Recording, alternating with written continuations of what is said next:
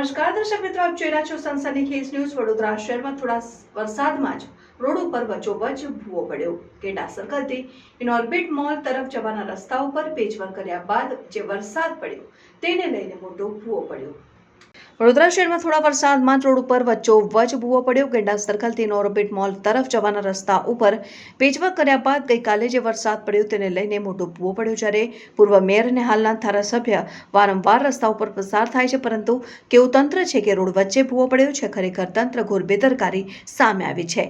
વડોદરા મહાનગરપાલિકા આવા કોન્ટ્રાક્ટરને આવા કામ કરાવે છે અને તેના ઉપર કાર્યવાહી કરાવવામાં આવે। વડોદરા શહેર સંસ્કારી નગરી પરંતુ ભુવા નગરી તરીકે પણ ઓળખાય છે। આ રોડ મુખ્ય માર્ગ છે। ગેંડા સર્કલથી જો કે અવર જવર લોકો કરે છે। જ્યારે આજે રવિવાર છે ત્યારે ઇન ઓર્બિટમાં ઘણા લોકો શોપિંગ કરવા આવે છે, ત્યારે આ પહેલે એક નાનો ભૂવો હતો, પણ અધિકારીઓની નિષ્કાળજીના લીધે ખાલી પેચવર્ક કરીને આજે મોટો ભૂવો થયો છે। ત્યારે આ વિસ્તાર વોર્ડ નંબર 8માં આવે છે, જ્યારે પૂર્વ મેયર છે અને અબીના ધારાસભ્ય છે અને કાઉન્સિલર બી છે। શું તેમના વિસ્તારમાં આ સમસ્યા અમને નથી દેખાતી? જ્યારે આવા રોડ પર ભ્રષ્ટાચાર થાય છે તો શું પૂર્વ મેયર ને ધારાસભ્ય કોઈ તપાસ કરે નહીં? કેમ કે ગરીબોની લારીઓ માટે એ ધારાસભ્યને દેખાય છે કે ગરીબોની લારીઓ હટાવી। ત્યારે આવા અધિકારીઓ પર મીડિયાના માધ્યમથી કહેવા માગું છું કે આવા અધિકારીઓ પર તપાસ કરવામાં આવે, તેથી ખબર પડે કે દૂધનું દૂધ પાણીનું પાણી થઈ શકે છે। આ તો પહેલેથી જાણીતી છે કે આ લોકોએ જ આપણી વડોદરા સંસ્કારી નગરીનું નામ આ અધિકારીઓએ બગાડેલું છે।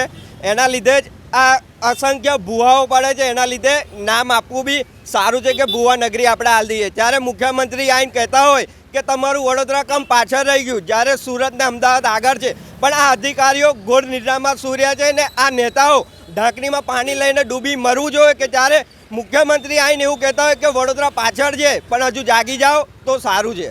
આ તો એન્જિનિયર બી સ્માર્ટ છે।